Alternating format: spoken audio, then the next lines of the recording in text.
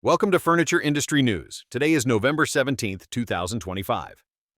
We begin today with a look at the retail labor market. Job postings in the sector have continued their decline, seeing a 16% year-over-year drop compared to last October.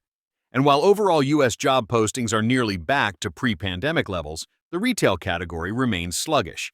In this environment, retailers are rethinking their staffing strategies. We're seeing an acceleration of experimentation with different labor models, such as converting some W-2 roles to 1099 contractor arrangements or using international programs like the J-1 visa.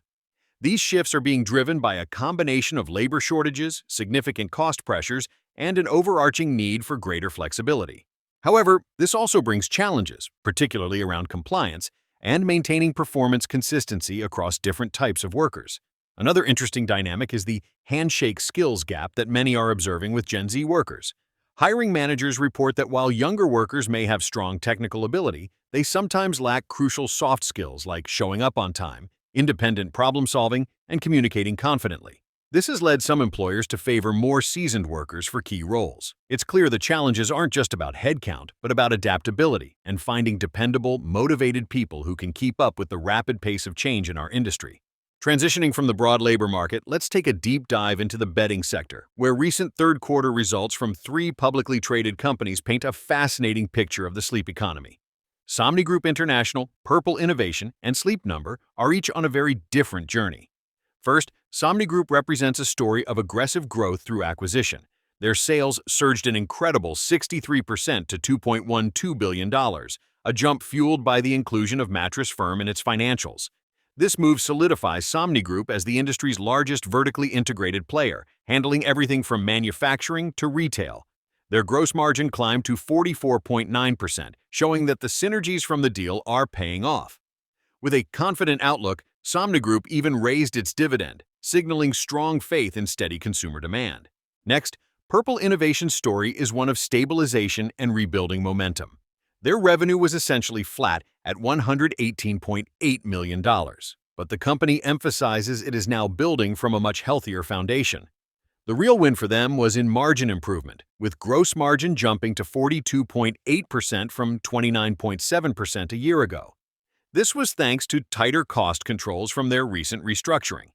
They are now focused on the rollout of their new Rejuvenate 2.0 line and deepening their partnership with Mattress Firm. Their guidance is modest but stable, suggesting a cautious but steady path forward. At the other end of the spectrum, Sleep Number is in the middle of a significant turnaround. Their sales fell nearly 20% to $342.9 million. The company's new CEO, Linda Findley, has outlined three key strategic shifts: refining the product assortment, repositioning the brand, and rethinking distribution. After amending their credit agreement through 2027, she described this as a reset year to rebuild for a stronger 2026.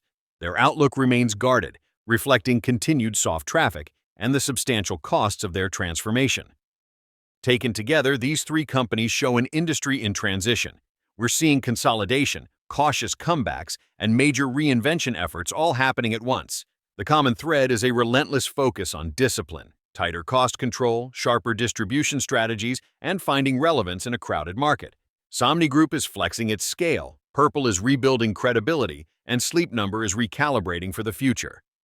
Speaking of strategic moves in the bedding industry, there was another significant development recently. South Bay International has acquired the key operating assets of Corsicana Mattress Company. Toby Konechny, the CEO of South Bay, noted that the acquisition gives the combined company a broader product reach and a stronger national footprint.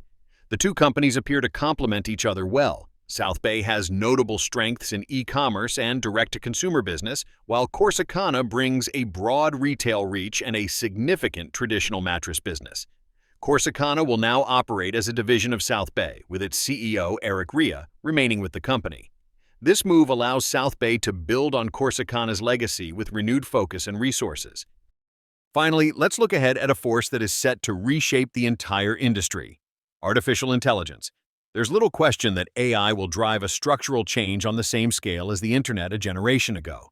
For furniture retailers and manufacturers, the path to the consumer is likely to change dramatically. Instead of flowing through traditional marketing channels, it may soon go directly through AI agents like Alexa, Copilot, or Gemini. Consumers will teach these agents their preferences, and the agents will then provide curated offerings for purchases. This creates a new and powerful gatekeeper between companies and their customers, requiring major new investments in technology to stay relevant. But as with any new technology, not all consumers will adapt at the same pace. Many people will still value the human touch, the ability to ask a question to a person in a store. This presents a powerful opportunity for differentiation.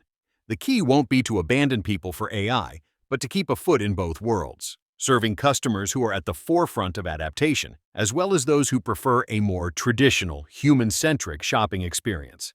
The world is changing rapidly, but the human factor will remain a crucial part of the business.